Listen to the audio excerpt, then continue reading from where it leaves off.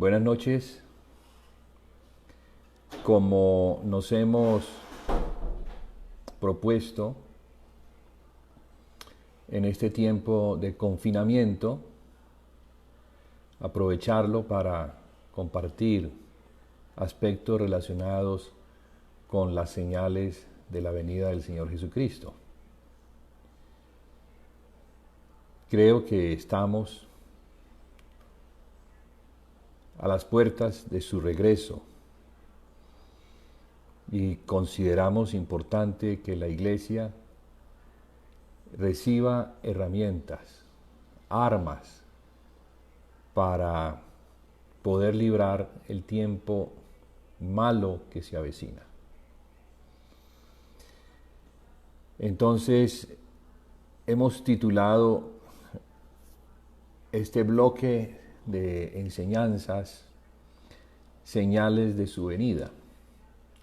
Hoy estaremos compartiendo un poco más puntualmente sobre la cuarta bestia del profeta Daniel, que ya la estuvimos comentando en días pasados, del capítulo 7, donde se nos muestran 4 bestias que salen del mar. La bestia que se presenta como un león alado, que representa el imperio babilónico. La segunda bestia que emerge del mar y que se presenta como un oso, que tiene 3 costillas en su boca, representa al imperio medo-persa, que conquistó al imperio babilónico. La tercera bestia que también emerge del mar es una que tiene la apariencia de un leopardo, con 4 cabezas y 4 alas, que representan la división del imperio de Alejandro Magno a su muerte. 4 generales que estuvieron con él, que le acompañaron en sus campañas de conquista del imperio medo-persa, luchas y peleas entre ellos, son los que se declaran reyes y se establecen sobre estos territorios. Miraremos más adelante en un mapa cómo estos territorios fueron repartidos y cómo ellos hoy en día hacen parte de las naciones que tenemos delante. Estas naciones sabemos que están compuestas de personas que habitan en pueblos, que tienen idiomas, lenguajes, cultura, creencias. Todas estas naciones que a la postre fueron conquistadas por estos imperios, recibieron también de parte de ellos la culturización, porque parte de lo que hacían estos reyes era educar a sus súbditos en sus creencias, en su filosofía. De hecho, lo que siempre se ha buscado es no solamente conformar una unidad de pueblos, de naciones y de lenguas, en un mismo pensar, en un mismo sentir, en un mismo corazón. Eso es lo que el espíritu del anticristo pues ha querido hacer. Así como el Espíritu Santo también tiene su trabajo hacia nosotros, los santos de Dios, los que fuimos redimidos por la sangre, y es el de llevarnos al conocimiento del Hijo de Dios para que tengamos no solamente su carácter, sino que tengamos también la mente de Cristo. Entonces, en paralelo, lo que Satanás también hace es eso mismo. Es tener un reino que tenga un corazón, y ese corazón esté rendido a la adoración a Él. Quisiera hacer hoy un recuento rápido de lo que se ha venido hablando desde el principio, a fin de definir el espíritu del anticristo.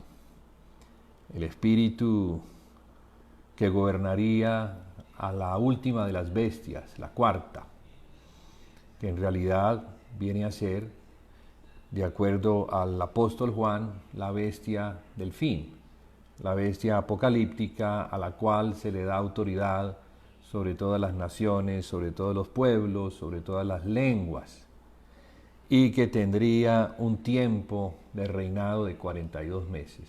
En realidad, aunque va a ser el período más feroz de todos los conocidos hasta la fecha, en cuanto a su capacidad de destruir al pueblo de los santos, lo que podemos ver es que su reinado será corto.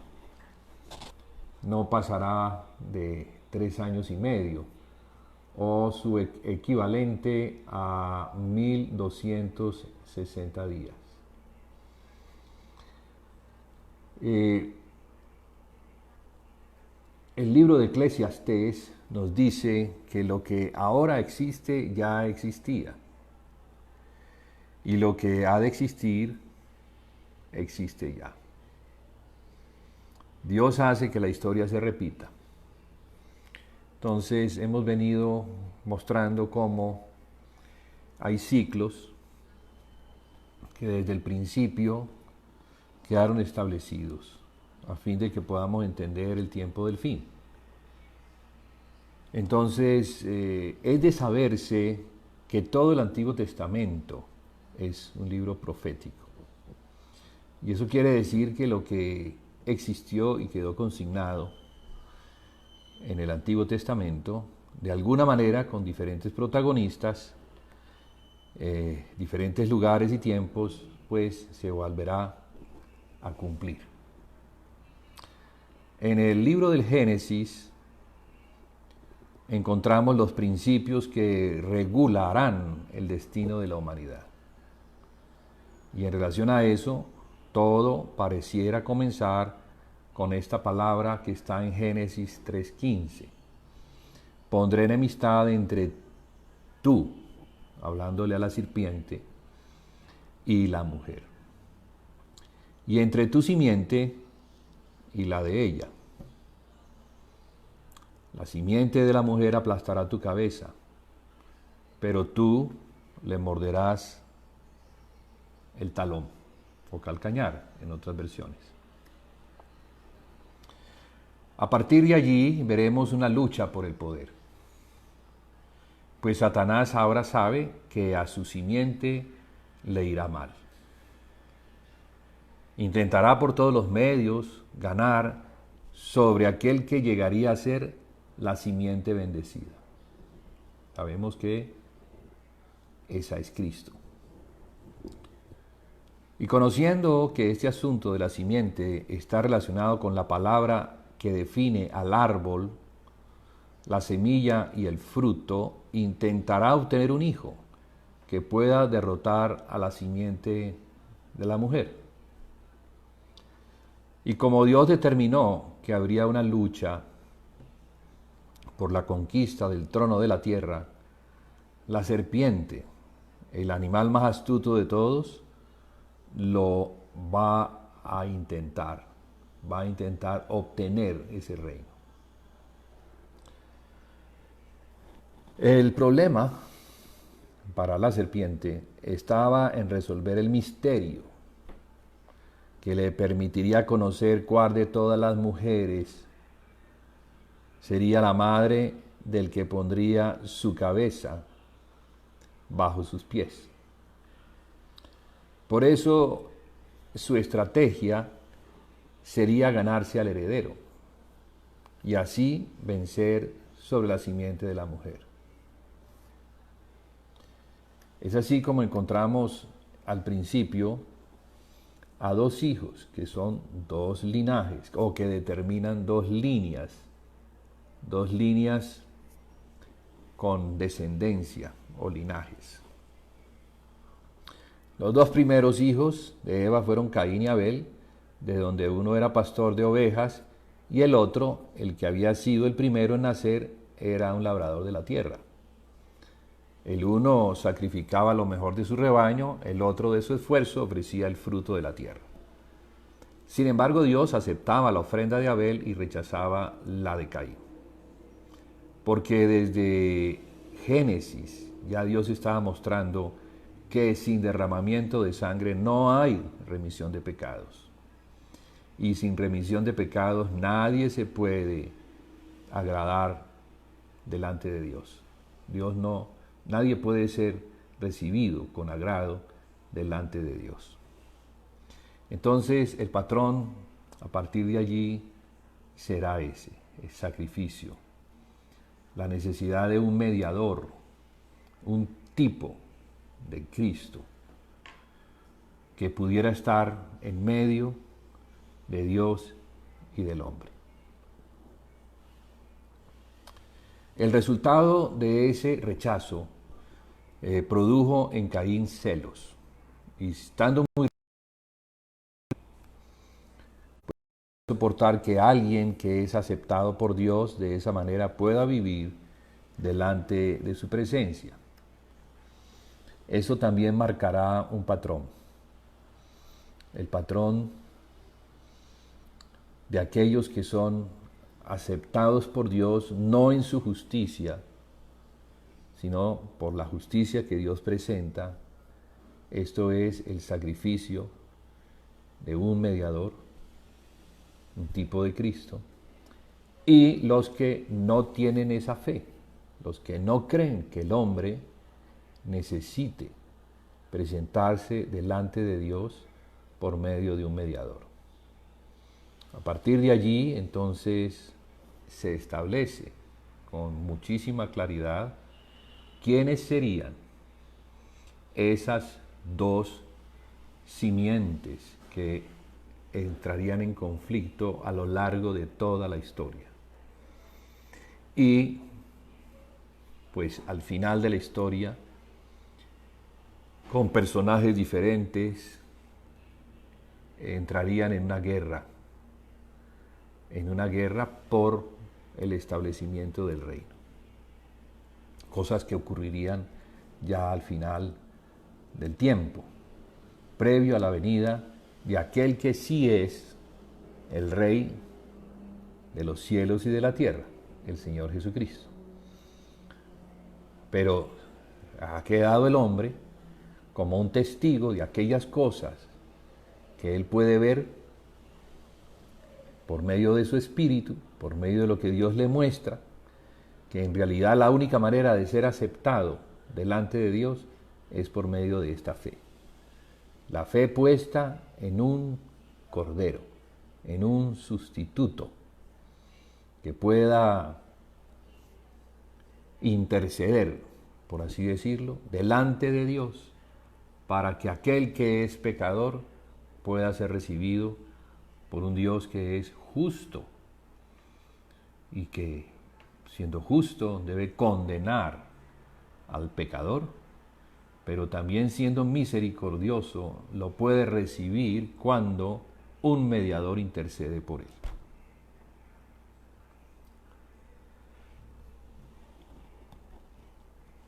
Entonces, allí tenemos el patrón que gobernaría una y otra vez las historias de la Biblia, porque el vencedor, según Dios, no sería el mayor, en este caso Caín, sino que sería el menor. De donde los últimos y menospreciados serían los que Dios recibiría por gracia, pues tienen su fe en la sangre del Cordero. Y los otros, los más fuertes, los herederos por derecho, que creyendo no necesitar de la gracia de Dios, se levantarían en oposición contra los que ellos creen están sin derecho. pues ellos no pueden aceptar que para ser recibidos por Dios se tenga que venir con una ofrenda de expiación. Y digo todo esto y lo subrayo una y otra vez porque para poder entender la bestia apocalíptica, la bestia del fin, pues tenemos que entender muy bien cuál es el espíritu que la gobierna. Y ese espíritu, pues es el espíritu del anticristo, el espíritu que se quiere poner en lugar de Cristo, que entre otras es el que se considera bueno por sus obras y lo más seguro es que al final, en el tiempo del fin, Él venga y se presente como un Salvador, presentando una salvación que no es por fe, sino que es por el mérito propio.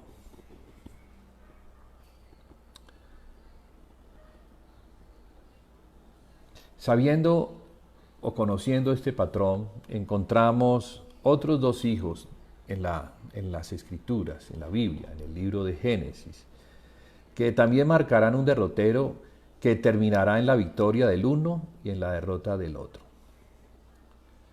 El uno es Ismael, el primero en nacer, y el otro es Isaac, el segundo y menor entre los dos. Estos son hijos de los dichos de la boca. El primero de la palabra de Sara, quien le enseñó a Abraham a tener un hijo a través de su sierva Agar. El segundo es el hijo de la palabra de Dios, quien le dijo a Abraham y a Sara, les habló de un hijo. ¿Cuál fue el resultado? El primero sería el hijo de la discordia, pues obligó a Abraham a poner a Agar en las manos de Sara, quien a la postre provocó la salida de su esclava. Y eso lo vemos en Génesis 16, versos 1-16, por si alguno lo quiere leer. Entonces, allí tenemos a dos hijos. El uno con la herencia de todo y el otro con regalos, pero creyéndose el heredero, porque fue el primero. En la cultura de Abraham, el primero era el heredero, el legítimo heredero. El primer hijo recibía la herencia. Y hablándolo así, de manera natural, Ismael es el primero. Entonces, él se cree el legítimo heredero. Sin embargo, no lo es porque el dicho de Dios era diferente. Dios le había dicho a Abraham que su hijo no sería un hijo de esclavitud. Cuando Abraham, conversando con Dios, le dijo que al no tener hijos, su herencia sería entregada al esclavo de él. Abraham tenía un esclavo llamado Eliezer, el cual tenía un hijo. Entonces Dios le dijo que no, que su hijo no sería hijo de esclavitud. Entonces de antemano le había dicho que no, que su hijo sería hijo de libertad. Ya de antemano, desde tiempo atrás, ya se estaban estableciendo los patrones entre lo que es la gracia y lo que es la ley. Porque el apóstol Pablo acude a esta comparación para mostrar que la ley está representada en Agar, la que tuvo un hijo. Agar esclava, su hijo, hijo de la esclava. Y eso es la ley, porque la ley esclaviza al hombre, lo enmarca bajo linderos de los cuales no puede ser libre, porque siempre tendrá que cumplir la ley. Y en la condición de pecado en la que el hombre se encuentra, cumplir la ley es una tarea prácticamente imposible. Por eso el hombre tendría que ser libertado de ese yugo de esclavitud. Y la libertad se logra por medio de aquel que no vino a incumplir la ley, no vino a abrogar la ley, sino a cumplirla. Y delante de Dios entrega su vida para pagar la deuda por el pecado. Entonces la ley o el acta de decretos que nos era contraria quedó clavada en la cruz, siendo vencidos los principados y las potestades. De esa manera entonces el hombre, al poner su confianza en aquel que murió por él, es verdaderamente libre. Pero no por la obra de él, no por su justicia, no porque tiene la capacidad de cumplir la ley, sino porque siendo incapaz, encuentra una salida, encuentra una puerta que se le abre, una puerta de salvación. Y esta es Cristo, el que murió por él. Vemos pues que al final del tiempo, este mediador se hace visible en la persona de Jesús, a fin de que los hombres a partir de allí, así como lo hacían los antiguos, que invocaban el nombre del Señor, cuando encontraban que por medio del sacrificio de sangre, el derramamiento de la sangre de los corderos, ellos podían ser recibidos delante de Dios. Así se establecen entonces estos patrones de quiénes serían los hijos de la serpiente, que la Biblia nos dice en Apocalipsis 12, que esa serpiente antigua es el diablo y Satanás, y los hijos de la mujer. Entonces, los hijos de la serpiente son aquellos que, al igual que la serpiente hace, van contra la palabra de Dios, se oponen. El diablo significa opositor, engañador. Sí, se oponen. Vienen con otro mensaje, otro evangelio, que no es el evangelio de los apóstoles, que claramente nos muestran que no es en nuestra fuerza, no es en nuestra capacidad, no es en nuestra condición buena que vamos a ser aceptados por Dios, sino que es porque nuestro corazón ha sido cautivo por la obra de amor de la cruz, porque reconocemos nuestra incapacidad, reconocemos nuestra condición pecaminosa y ponemos nuestra confianza en el único que puede salvar, Jesucristo, hombre, el único mediador entre Dios y los hombres. Bien, estableciendo estos patrones, vemos eso, ¿no?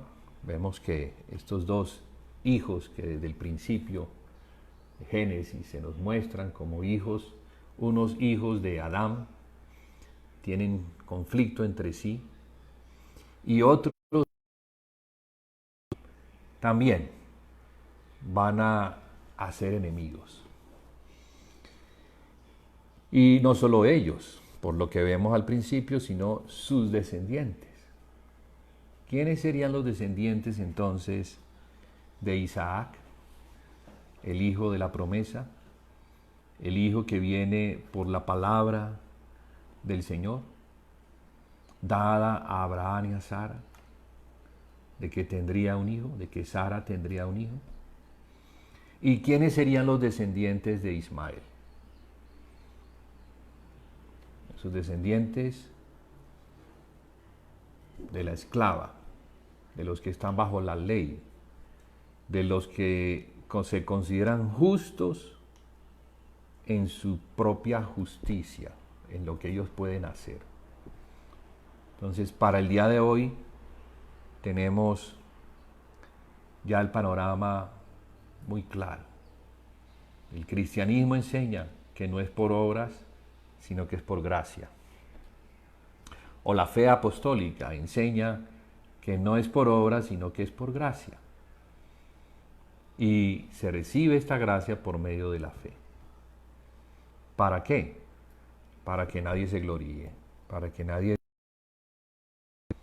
Yo fui capaz, yo le pude cumplir a Dios. Nadie puede.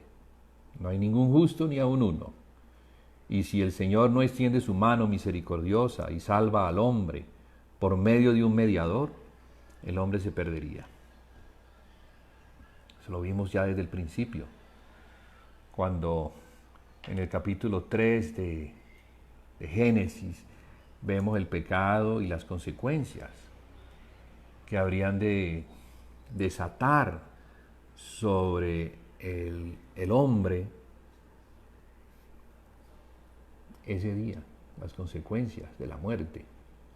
Porque Dios le había dicho, el día que de él comieres, ciertamente morirás. Pero ¿qué pasó ese día? No solamente Dios dio esta palabra de advertencia para la serpiente, pero de esperanza para el hombre, sino que antes de sacar al hombre, antes de expulsar al hombre del jardín, que impidieran la entrada del hombre a tomar del árbol de la vida y el hombre pudiera vivir para siempre.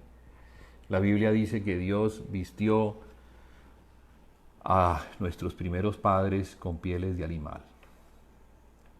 Allí queda claro que las pieles de animal tuvieron que ser obtenidas por medio de un sacrificio, por derramamiento de sangre. Vimos entonces que en lugar de lo que el hombre hizo, que se vistió a sí mismo, porque tuvo miedo y se escondió, se avergonzó al verse desnudo y se cubrió, no con pieles de animal, sino con lo que él creyó que era justo, que era bueno, tejiendo hojas de higuera. Pero Dios tiene que desnudar al hombre y ponerle un vestido que sea adecuado, para que por medio de ese vestido Dios pueda cubrir la desnudez que representa el pecado del hombre, la vergüenza causada por el pecado.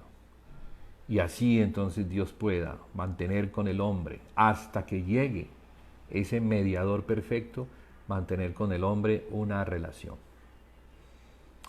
Bien, eso es lo que nos muestra el principio, como leíamos en Eclesiastés, ¿sí? Voy a repetirlo.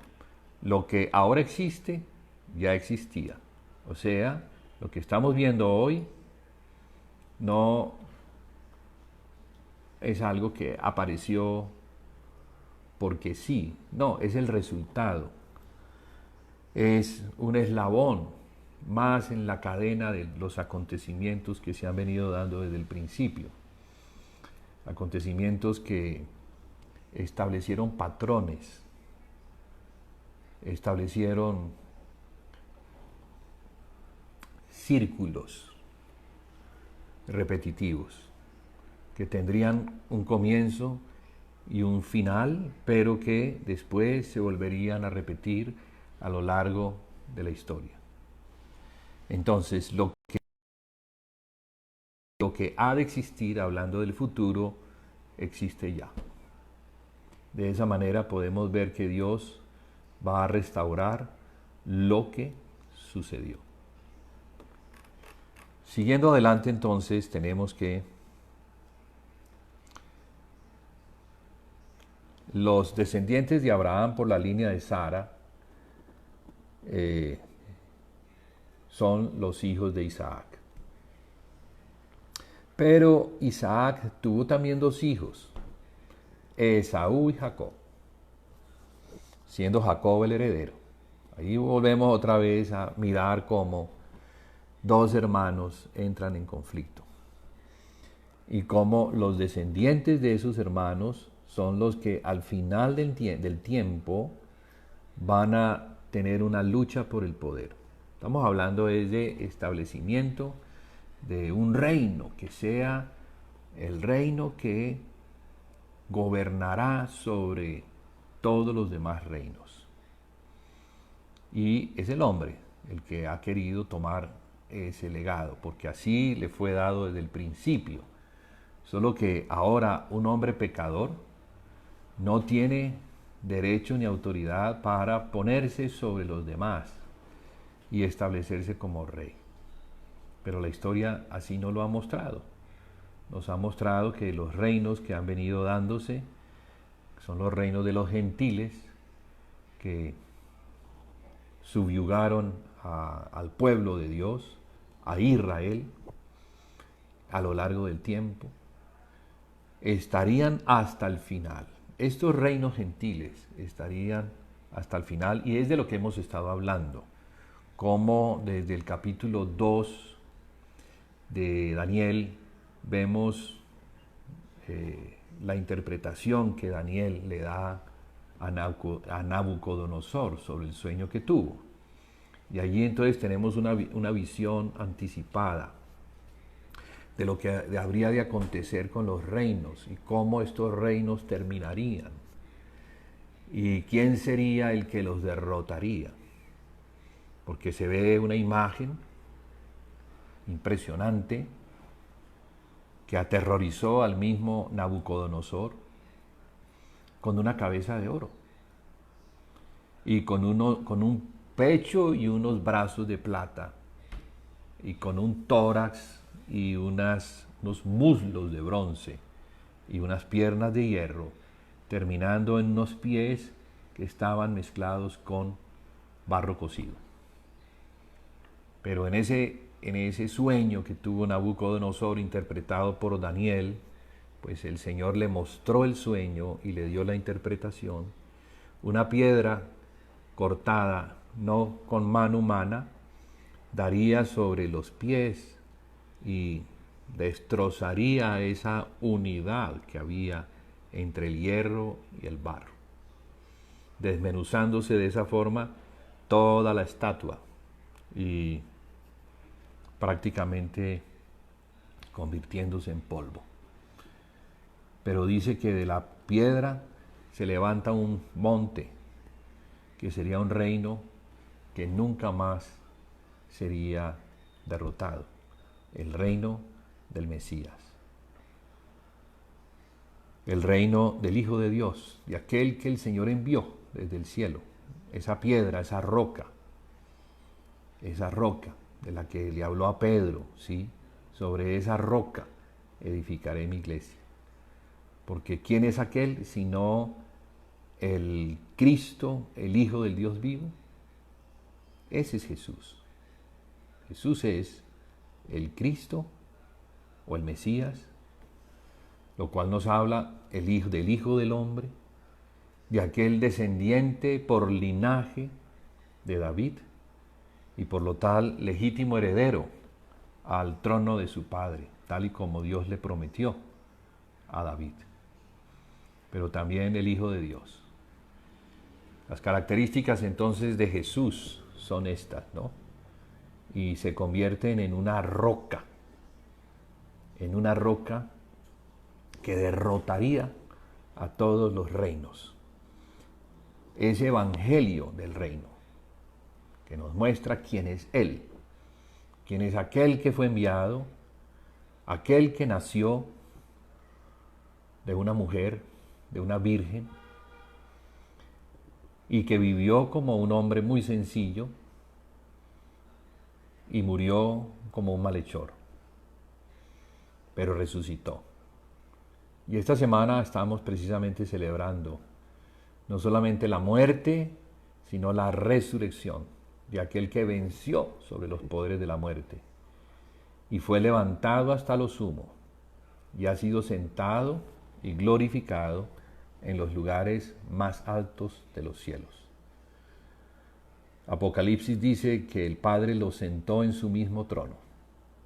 Él está sentado en el trono del Padre y promete sentar en el trono donde Él fue sentado al vencedor. Entonces hay una promesa para aquellos que crean, sigan y estén dispuestos a dar su vida por aquel que un día dio la vida por todos los hombres. ¿Será entonces que Él no es digno de ser seguido y de que nuestra vida sea entregada por su causa? Yo creo que sí. Y eso fue precisamente lo que convenció a los que le seguían al principio, sus discípulos, los que seguían a un maestro, que demostró que era mucho más que un hombre. Demostró que era el Hijo de Dios. Demostró que era un hombre santo, un hombre fiel, un hombre dispuesto a creerle a su Padre, a servir a su Padre hasta la muerte y la muerte de cruz. Sí, ese es el Hijo de Dios. Ese es nuestro Señor. Ese es nuestro Cristo, nuestro Mesías. Ese es nuestro Salvador. Ese es el que hoy en día también nos llama y nos llama a seguirle como sus apóstoles le siguieron, porque seguir a Jesús implica eso, seguirle hasta donde Él nos quiera llevar. Un seguidor es aquel que deja todo para seguir a aquel a quien considera más valioso que todo. Y los discípulos consideraron que seguir a Jesús valía la pena. Por eso lo dejaron todo. Dejaron sus trabajos, dejaron sus familias, dejaron su tierra, sus amigos, dejaron su lugar de comodidad para seguir al Señor, conocerle y adorarle. La mayor adoración que se puede tener hacia el Señor Jesús es el servirle. Él da la opción, no es obligatoria, no es un mandato, no. El que quiera, dice, el que quiera ser mi discípulo, niéguese a sí mismo, tome su cruz cada día y sígame. Porque de eso se trata de negarse a sí mismo, de negar nuestra vida, de negar nuestros intereses, de negar lo que más amamos, naturalmente hablando, por servir a aquel que es digno del mejor amor.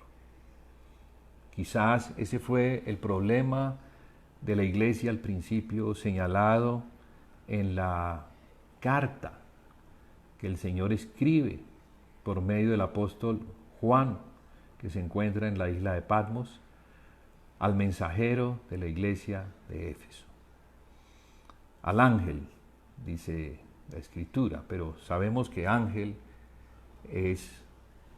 significa mensajero. Mensajero es aquel que recibe el mensaje y debe darlo a conocer. Eso es un mensajero. Un mensajero fiel es aquel que está atento a recibir el encargo y llevarlo hasta entregarlo. En este caso era una carta con unas demandas, con unas advertencias, una carta que nos muestra el origen del mal, el origen de la caída, de la apostasía, de la pérdida de aquellas cosas que la iglesia debía considerar como las más preciosas. Allí el Señor primero comienza diciendo: yo sé, yo conozco lo que haces. Y lo que hace no está mal. Lo que hace, lo hace por amor al Señor. Pero es un servicio al Señor.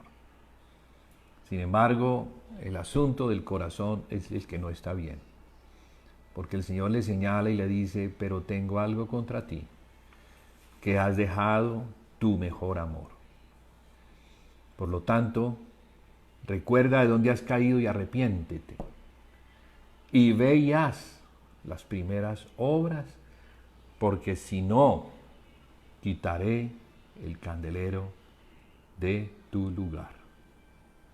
Sí, unas palabras que son cortas pero muy dicientes y que podríamos decir que son las mismas palabras que el Señor le ha dicho una y otra vez al hombre, a quien lo considera en alta estima.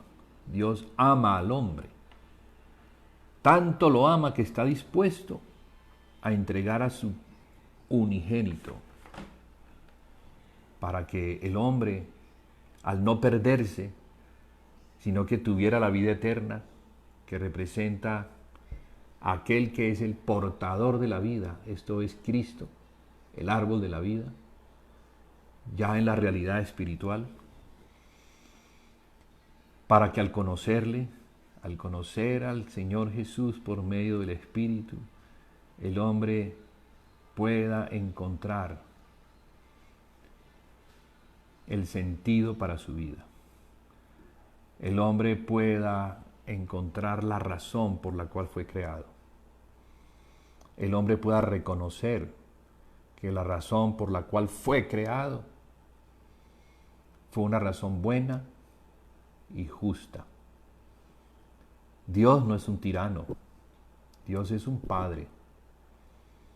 Dios ama a sus hijos y como les ama, les disciplina porque teme perderlos. Porque Dios es justo, Dios es santo. Y Dios no tiene amistad con el pecado. Por eso demanda que el hombre sea santo como Él es santo. Por eso le ha dado el Espíritu Santo, para que sea en el Espíritu Santo, y ya no hay disculpa, que el hombre pueda encontrar el lugar secreto en donde poderse encontrar con Dios. Y esa es la fe que desde el principio fue mostrada a los hombres. La fe en Dios. La fe en aquel Dios bueno, pero justo y santo, que tuvo que expulsar al primer hombre. Y cómo estos dos hombres, que son figura, uno del que es de la fe y otro del que busca en su obra, en su justicia, ser aceptado por Dios. Vamos definiendo entonces ese espíritu, el espíritu del anticristo, porque es el que va a estar moviéndose como una serpiente a lo largo de la historia. Un espíritu que quiere entrar al corazón del hombre para impedir que el hombre pueda adorar a Cristo. Impedir que el hombre pueda reconocer la necesidad que tenemos de Cristo, la necesidad que tenemos de ese mediador, la necesidad que tenemos de una comunión justa, santa, agradable, perfecta con Dios. ¿Pero por medio de quién? Por medio de su Hijo. Porque eso es lo que Dios ha querido establecer. Dios ha querido por encima de todo. Ese es el trabajo del Padre para con el Hijo. Porque vimos que el Hijo no vino a establecerse.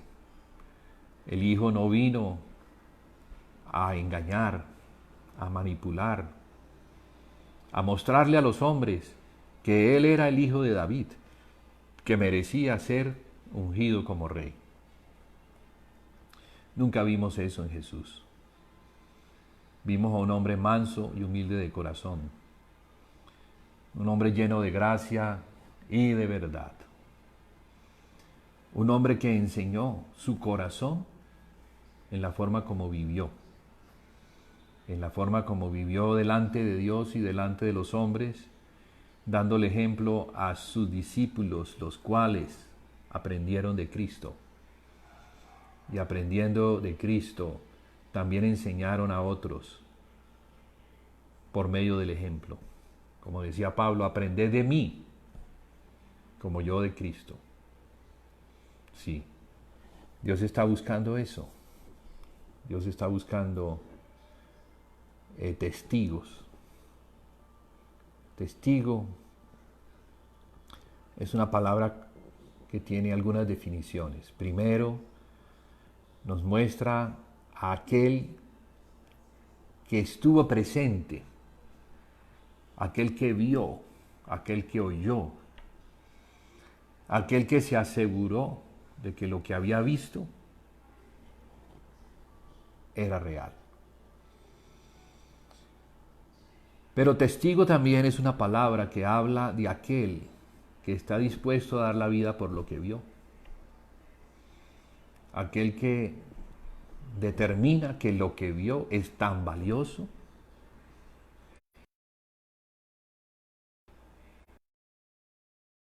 se constituye en un mensajero de eso que vio, a dar el mensaje de lo que vio. Y eso fue lo que el Señor Jesucristo hizo con aquellos que le siguieron, con aquellos que le vieron, aquellos que le palparon, aquellos que le oyeron,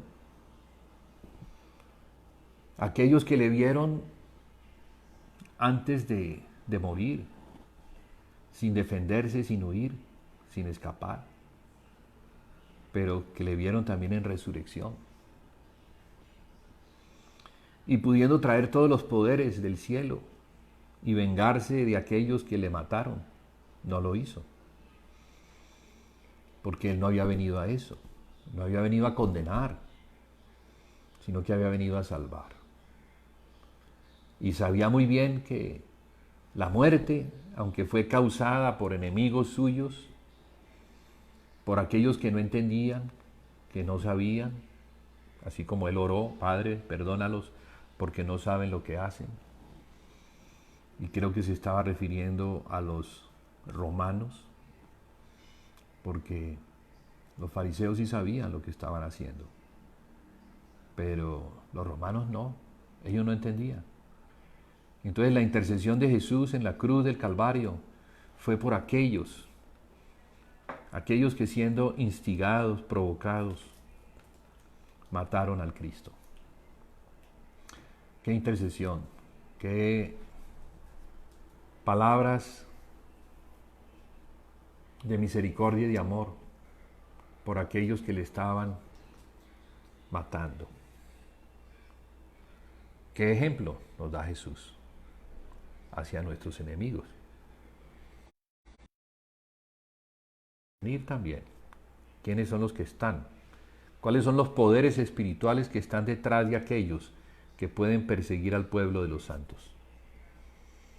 Porque así va a ser, como lo fue también al principio, como lo fue Saulo de Tarso, enemigo de Cristo y enemigo de la iglesia, un perseguidor acérrimo, que con cartas que le habían dado en Jerusalén los altos dignatarios, perseguía a la iglesia del Señor, pensando que hacía algo bueno para Dios.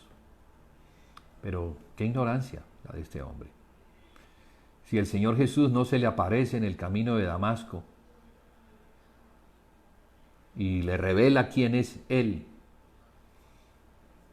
quién en realidad era Él, hablando de Saulo, porque le dice, ¿por qué me persigues? O sea, revela que Él es un perseguidor. ¿Un perseguidor de quién? De aquel a quien Saulo llama Señor. Sí, Señor. ¿Quién eres tú, Señor? ¿Quién eres tú? Esa palabra es como decir, ¿quién eres tú, Dios? Porque Él sabe que quien le está hablando, Él discierne que quien le está hablando es Dios mismo, pero no sabe, así como Moisés no sabía y le preguntó, ¿quién eres tú? Y Dios le dijo, yo soy el que soy. Aquí la voz que habla con Saulo dice, yo soy Jesús. Yo soy Jesús a quien tú persigues. Entonces, el Señor trata también con sus enemigos. No los trata para muerte, sino que los trata dándoles una revelación de ellos mismos, pero una revelación de quién es Jesús. Jesús es Dios. Y los enemigos son los que persiguen a Dios. En este caso, a Jesús y a la iglesia. Porque Saulo entendió que perseguir a la iglesia era perseguir a Jesús. Y por eso, después de muchos años, escribe la carta a los Efesios, entendiendo que la iglesia es el cuerpo de Cristo.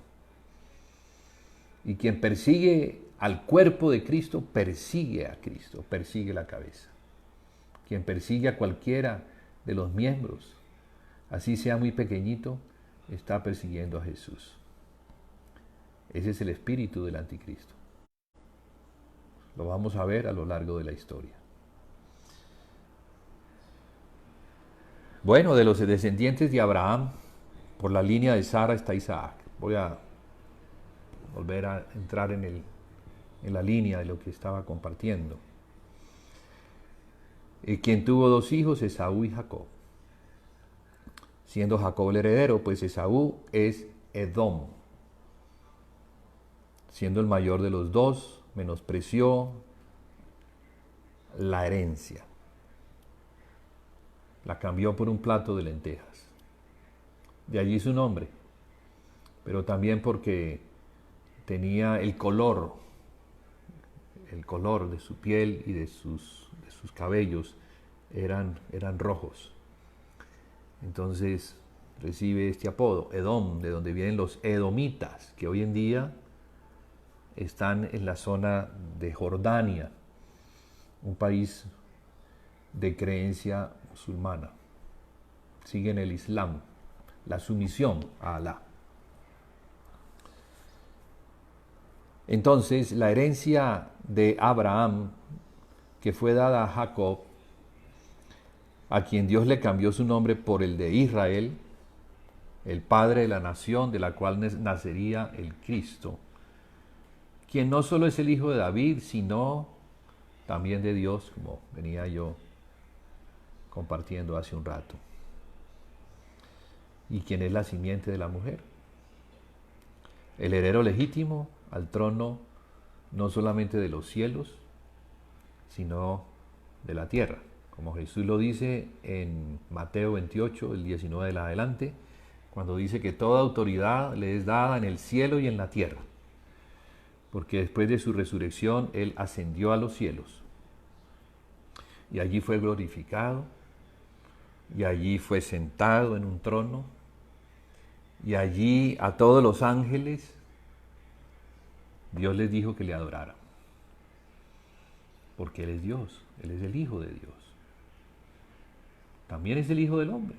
Entonces podríamos decir que hay un hombre sentado en el trono de los cielos, en la parte más alta de los cielos, donde está Dios, también está sentado un hombre que intercede por el hombre y que quiere también, porque pudo hacerlo, sentar al hombre que tenga su espíritu en ese mismo lugar.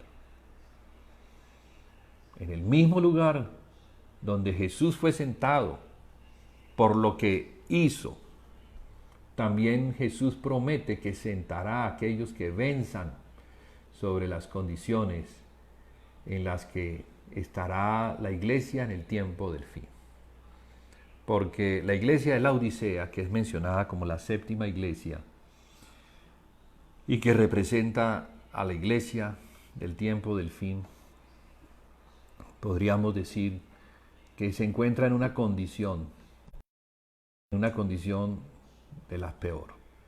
Jesús, hablando de ella, dice que por cuanto no es fría ni caliente, sino tibia, Él la va a vomitar de su boca. ¿Y por qué es tibia? Él entonces indica indica que la tibieza espiritual es porque ella cree que es rica y también cree que se ha enriquecido a sí misma y que de ninguna cosa tiene necesidad. Pero el Señor Jesús le dice a esta iglesia o a este mensajero que también representa a la iglesia misma y que puede representarnos a nosotros en cualquier parte de la tierra donde estemos, que esa condición es el resultado de creer que somos ricos, orgullo espiritual, también riqueza natural, aunque la riqueza natural no es mala si procede. Pero yo creo que aquí es más como la autosuficiencia, el pensar que no necesitamos de nada ni de nadie.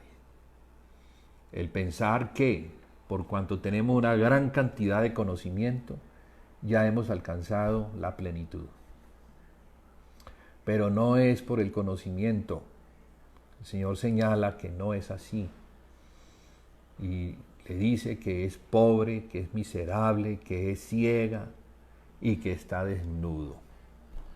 Mire pues, entonces, el que cree que lo tiene todo en realidad es un miserable. Es mejor mantener una actitud, siempre una actitud del corazón de sentirnos pobres, de sentir que no tenemos, de sentir que nuestra llenura solamente es el Señor, de saber que nuestra procede del Señor y que nuestra riqueza que procede del Señor debe ser de todos los días. Nuestra necesidad de Cristo debe ser diaria y permanente. No es porque si lo tuvimos hoy, mañana no. No es porque si nos sentimos llenos hoy, entonces mañana no. No. El alma del hombre está diseñada para ser llenada todos los días. Así como en lo natural nosotros desayunamos, almorzamos y comemos, porque nuestro cuerpo así lo demanda, así mismo el alma. El alma demanda el alimento diario. Ese alimento diario es Cristo mismo. Cristo tendrá que ser nuestro alimento permanente, constante, diario, y no de un momento y luego no.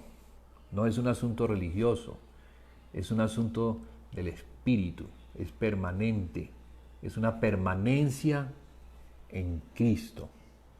Si permanecéis en mí y mis palabras permanecen en vosotros, dice el Señor.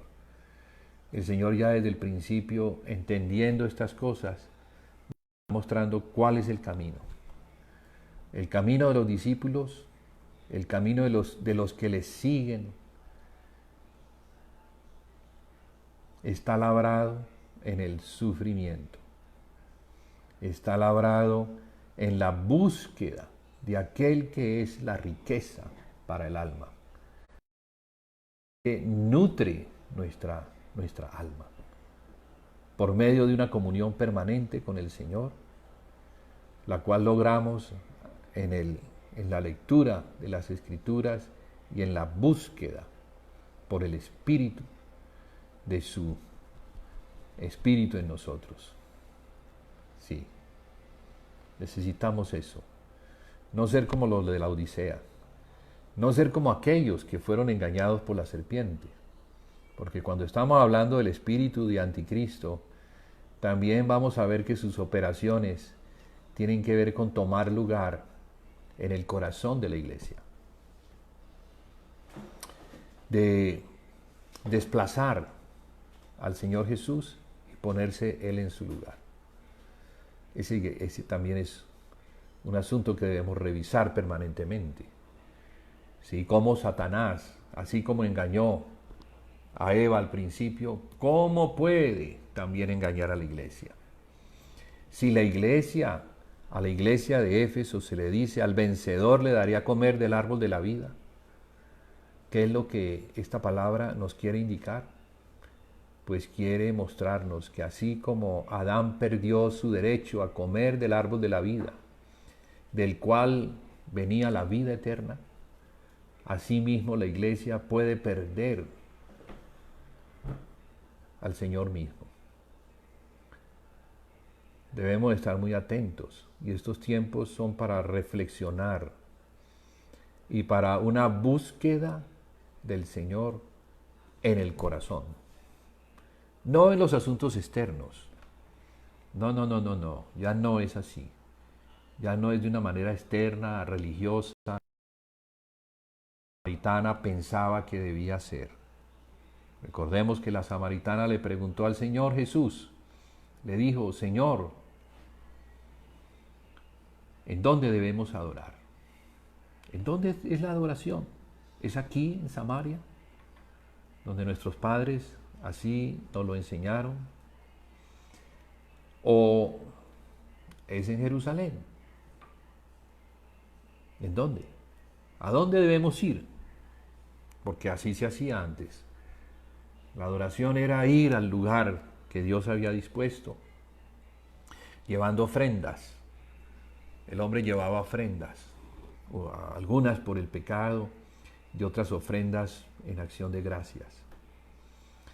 Pero siempre reconociendo que había un lugar que representaba el lugar donde estaba Dios y donde Dios por medio de los sacerdotes recibía estas ofrendas. Porque en ese tiempo los sacerdotes eran como los mediadores. Así había quedado, ¿no? Los levitas estaban en medio de Dios y el pueblo. Así que los sacerdotes eran los únicos autorizados para acercarse a Dios. Y el pueblo, al acercarse a ellos y entregarle a ellos las ofrendas eran llevadas a Dios por medio de sacrificios. Pues ahora, aquel que es el mediador entre Dios y los hombres se le estaba presentando a esta mujer y le estaba diciendo, no mujer, la hora ha llegado, y esta es, en la que los verdaderos adoradores adorarán al Padre en espíritu y en verdad. Porque el Padre está buscando a tales adoradores. Sí, ¿a quiénes? A los que le adoren, no en la carne, no de una manera externa, sino interna, en el espíritu y en el corazón. Esa es la adoración que Dios está esperando. Ese es el Espíritu Santo que nos ha sido dado para que podamos ir a Dios. Y ese Espíritu le es dado única y exclusivamente a aquel que reconoce que es un pecador. Número 1. Número 2. También reconoce que Jesús es el mediador entre Dios y los hombres. También reconoce que ese mediador es el Cordero de Dios, aquel que murió por todos los hombres en la cruz del Calvario, perdonando por medio de su sangre los pecados de la humanidad. Debemos pues entonces acercarnos sin temor a Dios por medio de Cristo. Permitir que sea en ese espíritu que exalta al Padre, pero también exalta la obra de Cristo. Glorifica a Dios. Sin embargo, hay un enemigo de esto. Hay un enemigo de este evangelio que quiere presentar otro evangelio, que quiere mostrarle al hombre que hay otra manera de llegar a Dios y que es por méritos propios. Ese era el problema de la Odisea. Pensaba que con sus propios esfuerzos, con sus propias maneras, las cuales podrían tener muy buenas formas, estaba agradando al Señor, pero el Señor le dice, no, así no es. Y por eso al final le dice al vencedor lo sentaré en el trono donde el Padre a mí también me ha sentado. Creo que hay una batalla espiritual. que es feroz. Y esa batalla es para establecer en el trono del corazón a aquel que tiene el derecho a sentarse en ese trono. Ya no es tanto el externo. Sí, Jesús se va a sentar en un trono externo. Jesús va a venir, va a regresar. En su trono de gloria va a venir y va a juzgar a las naciones. También va a juzgar a la iglesia, va a juzgar a su pueblo, a aquellos que le adoraron desde el principio. También los va a juzgar por las obras que hicieron cuando estuvieron en el cuerpo. Allí en ese tribunal Él determinará de qué tipo es la obra que se presenta. ¿Es la obra que tiene oro, plata y piedras preciosas? ¿O es una obra que tiene madera, heno y hojarasca? Es la forma como se nos representa las dos clases de obras, unas hechas en Cristo, en el Espíritu, oro, que representa la divinidad, plata, que representa la redención, y piedras preciosas, que representan los dones espirituales. Pero también estas piedras que estaban en el efod del sacerdote, que eran 12, y eran piedras preciosas, representan al pueblo del Señor. Puestas en el corazón, representan también la comunión que tenemos unos con otros. Somos diferentes, sí, somos piedras vivas, pero debemos tener comunión unos con otros.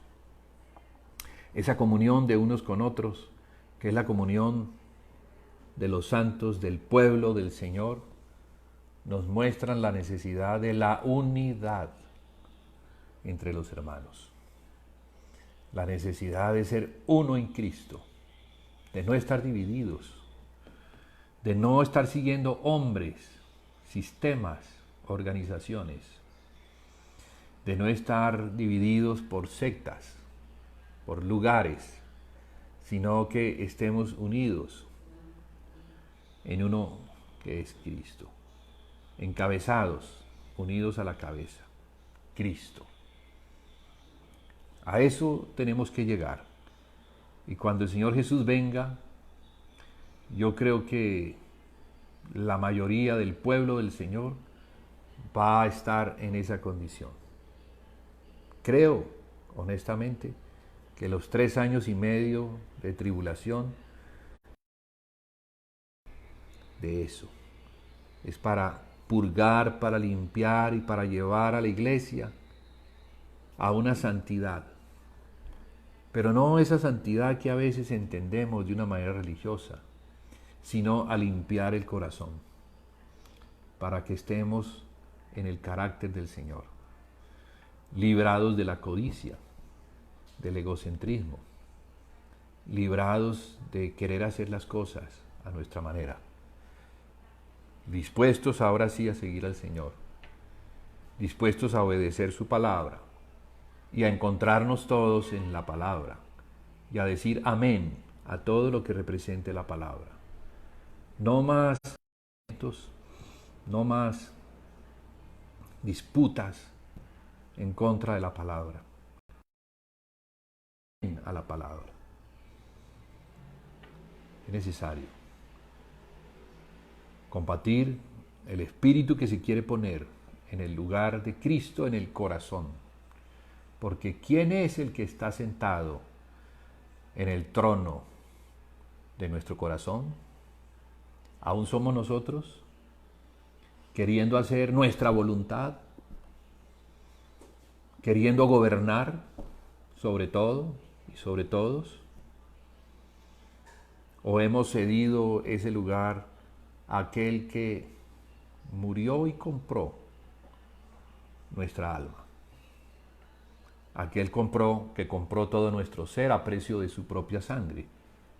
Porque aquel que declara que Él es el Señor, tiene que entender lo que eso significa. No solamente es el que nos salvó, sino que al salvarnos se hizo nuestro Señor. Entonces aquel que confiesa con su boca y cree en el corazón que Él es el Señor y que Dios le resucitó de entre los muertos, ese es el que es salvo. Aquí estamos hablando de una salvación que va mucho más allá de la muerte eterna. Estamos hablando de la salvación de nuestra alma. Y la salvación de nuestra alma no se podrá dar a menos de que el que la compró a precio de sangre sea el Señor de esa alma. Que nosotros dobleguemos nuestra alma, entreguemos nuestro ser, nuestra parte más íntima, la que consideramos más valiosa y que no la queremos ceder a nadie, pues se la entreguemos al Señor. Sí, Él viene, pero Él viene por aquellos que se han rendido a Él, aquellos que están dispuestos a ceder sus vidas, renunciar para que Él sea quien les guíe. Porque los tiempos que vienen son difíciles. En los tiempos que vienen, solamente aquellos que puedan seguir al Cordero por donde quiera que Él va van a poder prevalecer. Solo aquellos que en el Espíritu pueden entender y discernir lo que está pasando y estén listos para seguir al Señor, solo ellos van a prevalecer. Los demás van a tener que sufrir. Bueno, todos vamos a sufrir. Pero ¿quién va a prevalecer? A la iglesia de Filadelfia el Señor le da una promesa. Y esa promesa es: por cuanto has guardado la palabra de mi perseverancia, en otras versiones mi paciencia, yo te guardaré de la hora de la prueba que ha de venir sobre el mundo entero para probar a los que moran sobre la tierra. Aquí estamos hablando de el tiempo del fin, cuando el mundo entero se ha puesto a prueba. Porque ha habido pruebas, sí, y podríamos decir que ha habido tribulaciones de tipo zonal en ciertos sectores, incendios en ciertas partes, temblores, terremotos. Pero la hora de la prueba, que pronto está por venir, va a ser para el mundo entero. No va a ser a nivel local, no va a ser para una ciudad o para una región o para un país o para un continente, sino que va a ser para el mundo entero. El mundo entero va a quedar enlazado y nadie, absolutamente nadie, se podrá escapar. Nadie probará a todos los moradores de la tierra. ¿Y qué es lo que va a probar? Va a probar qué es lo que de Cristo hay en nuestro corazón. Esa prueba nos va a enseñar si Cristo se ha formado o aún hay cosas de nosotros allí. Aún hay amargura, hay enojo, hay codicia. ¿Qué hay en nuestro corazón? ¿Qué hay? Pues si Cristo no se ha formado, aún están esas cosas allí. Hijitos, como decía el apóstol, yo deseo que Cristo se ha formado en vosotros. Y por eso aún sufro dolores de parto hasta que Cristo se ha formado. Es necesaria la formación de Cristo en nosotros. Es necesaria. Y la formación de Cristo en nosotros no se va a dar a menos de que entendamos el intercambio. Debemos entregar nuestra vida para que Él nos dé su vida. Él nos quiere dar su vida, pero la vida de Él no podrá ser entregada a menos de que nosotros entreguemos nuestra vida. ¿Con qué queremos quedarnos? ¿Con nuestra vida o con la vida de Él? Pero Pablo lo decía, Con Cristo estoy juntamente crucificado. Y ya no vivo yo, mas Cristo vive en mí. O sea que la cruz, el camino de la cruz, es el camino que hay que aprender a vivir. Y creo que la tribulación va a ser ese camino. La tribulación, para aquellos que puedan discernir, va a mostrar el camino.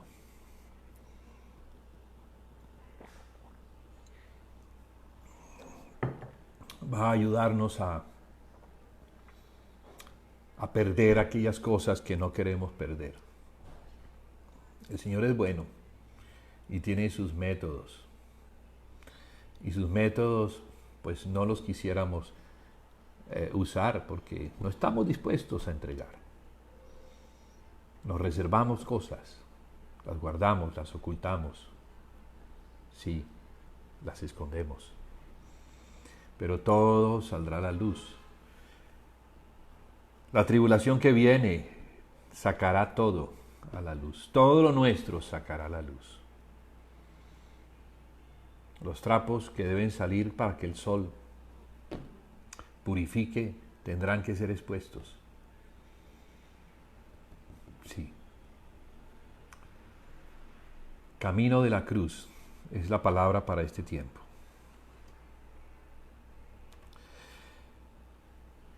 Bueno, por otro lado, podríamos decir, volviendo otra vez al tema, después de la vuelta que dimos, los descendientes de Ismael, que son los de Edom, los de Moab, los de Madián, pueblos que al día de hoy constituyen las naciones del Medio Oriente, árabe, de los que muchos han sido evangelizados, pero la mayor parte de ellos persisten en la fe del Islam.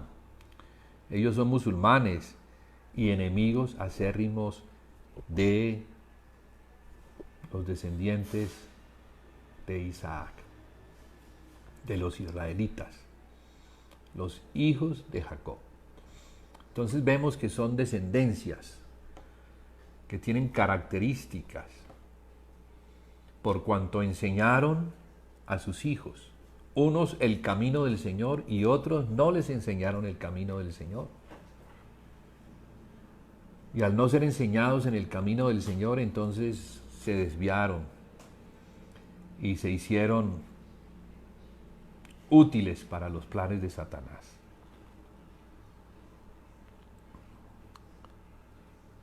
Entonces ellos son los que se rebelan en este conflicto de los siglos, estos descendientes de Ismael, de Esaú, que es Edom, que son los moabitas, los madianitas,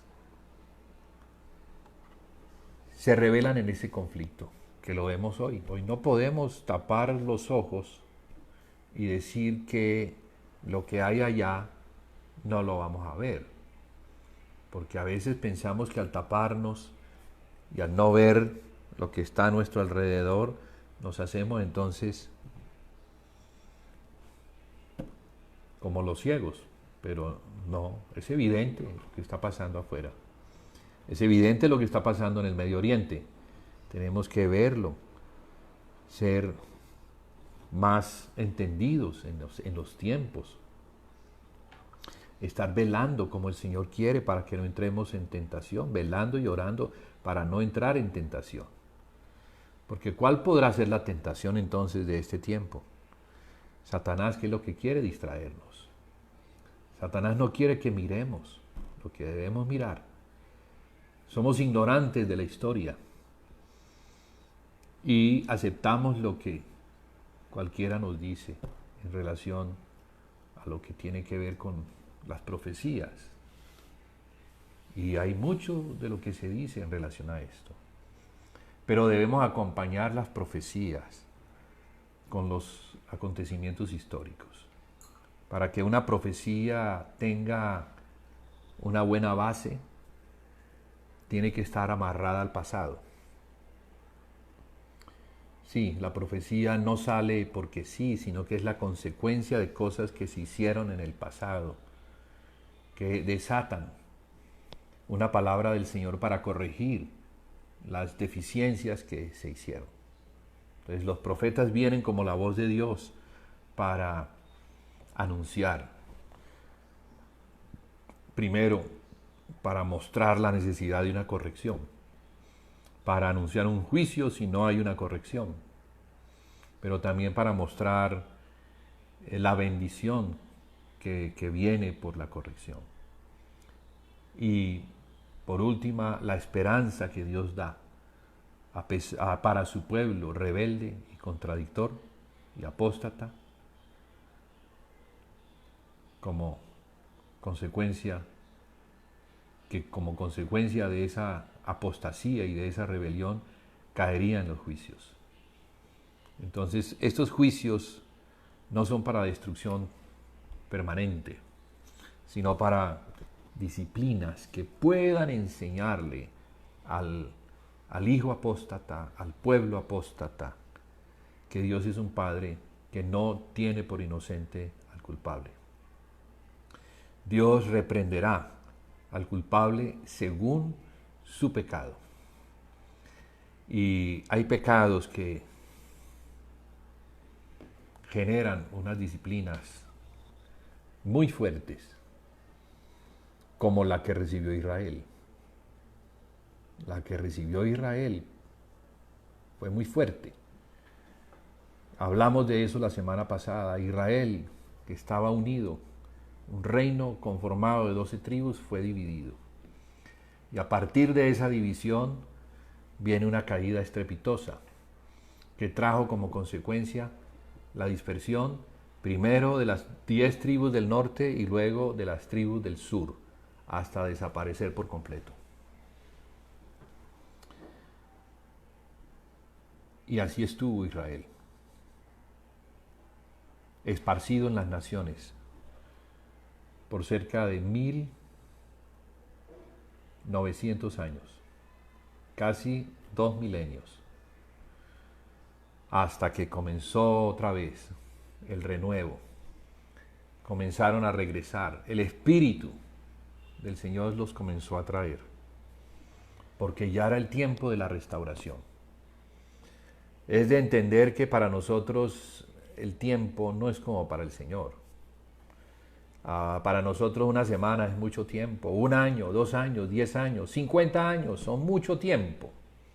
Pero para el Señor 1000 años son como un día y un día como 1000 años. Entonces el Señor se puede tomar 500 años de silencio. Se puede tomar casi 2 milenios para una disciplina. Y luego tomarse cerca de 80 años para restaurar plenamente a una nación. Porque eso es Israel. Israel a partir de 1947, por la resolución de las Naciones Unidas, en el año 1947, noviembre, donde se determina la partición de Palestina en 2 estados, cosa que se hace efectivo el 14 de mayo de 1948. Entonces, en ese año, 1948, se establece ya la nación de Israel. Una nación nació en un día, una cosa maravillosa. Volvió otra vez a nacer Israel. Y han pasado cerca de 73 años desde esa resolución. Y 72 años desde 1948. El 14 de mayo de este año, estamos muy cerca, se cumplen 72 años de la declaración de independencia de Israel. Pero mire algo curioso, paralelo a eso, paralelo al resurgir de Israel, también viene el resurgir de naciones que se encontraban alrededor de Israel. Porque después de la caída del Imperio Otomano, después de esa caída, que mantenía bajo yugo a esos territorios, esas naciones comenzaron a surgir. Como si fuera un jardín, es lo que estamos viendo aquí. En ese jardín los retoños van a comenzar a crecer. Árboles que habían estado anulados por milenios, ahora los estamos viendo surgir. Estamos viendo surgir naciones como Irak, Siria, Turquía, Irán,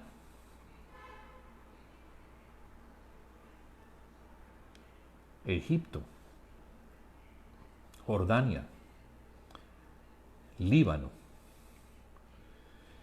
Todas esas naciones no existían como naciones en el tiempo del Imperio Otomano.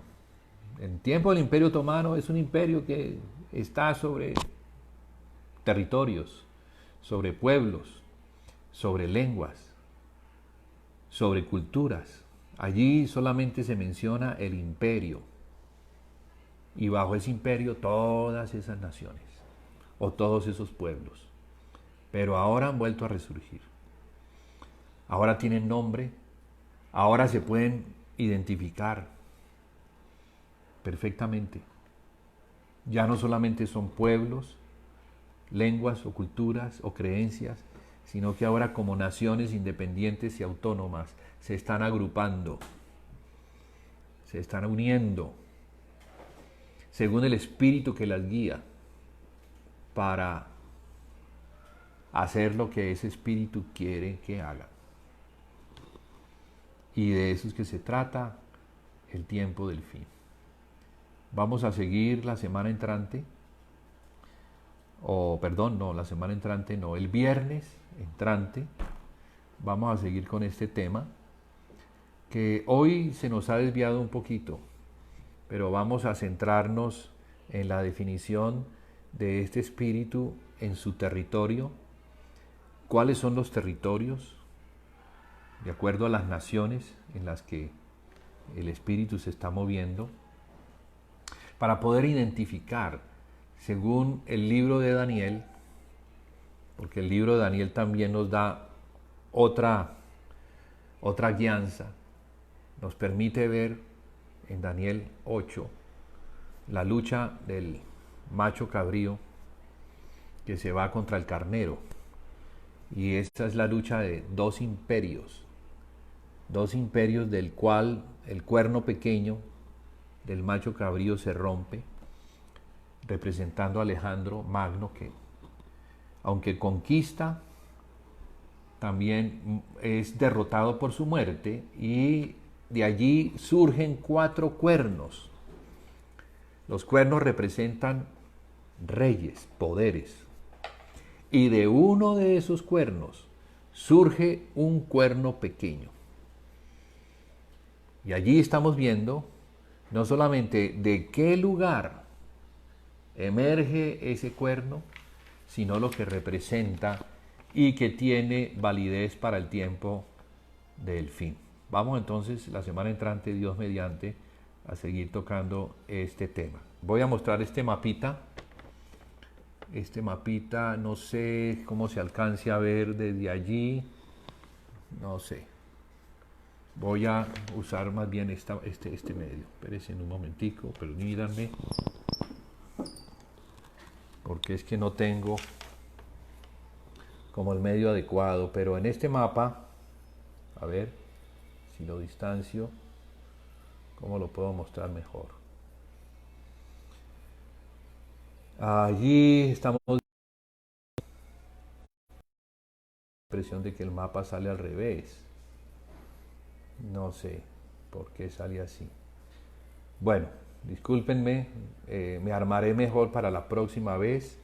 Lo que quiero con esto mostrar es el imperio, los imperios, cómo fueron tomando forma, cómo crecieron, y crecieron como bestias que se alimentaban derrotando a otra bestia y comiéndosela, como sucede con el oso, que tiene 3 costillas que representan 3 reinos. y el representado por el imperio medo-persa, y luego Alejandro el Grande, representado por el leopardo de 4 cabezas, o el imperio griego, no Alejandro el Grande, porque Alejandro el Grande, pues, él fue el que derrotó, pero también el que a su muerte, a temprana edad, sin dejar un heredero, pues obliga a que sus generales, los que le acompañaron en sus campañas, se repartan el vasto imperio que fue conquistado.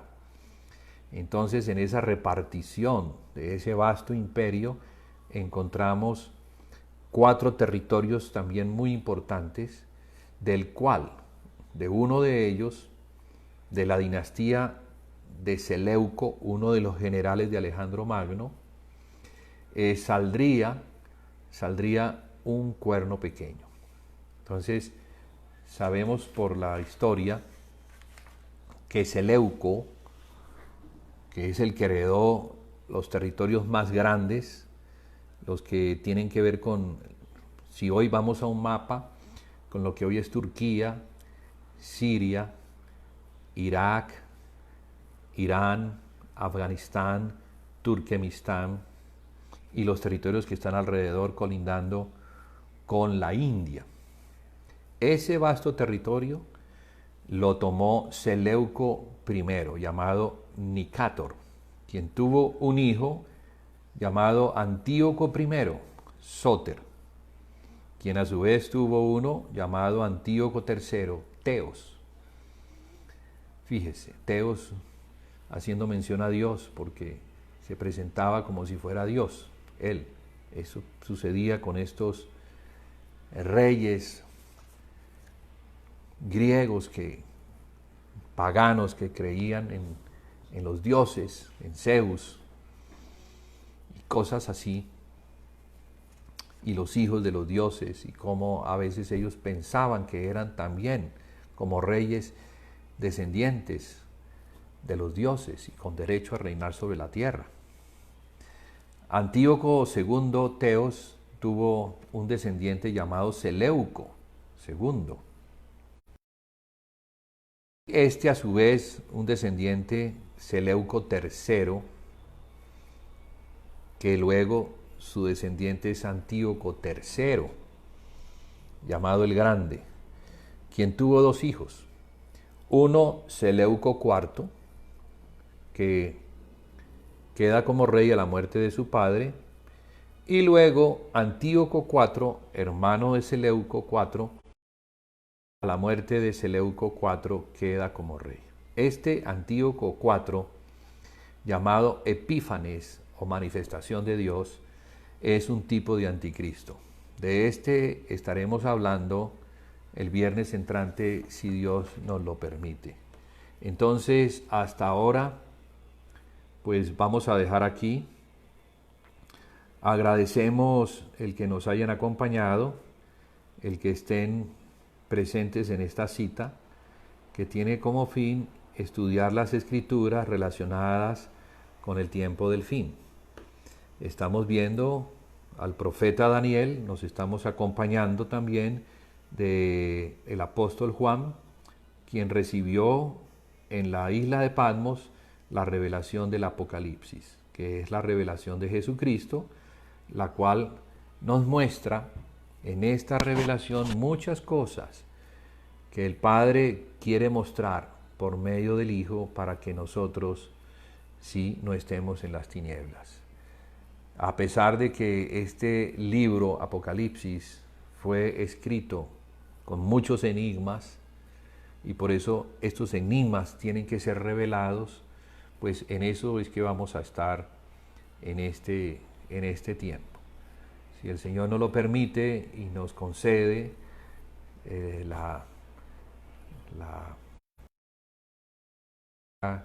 el poder y su ayuda, pues estaremos compartiendo sobre estas cosas.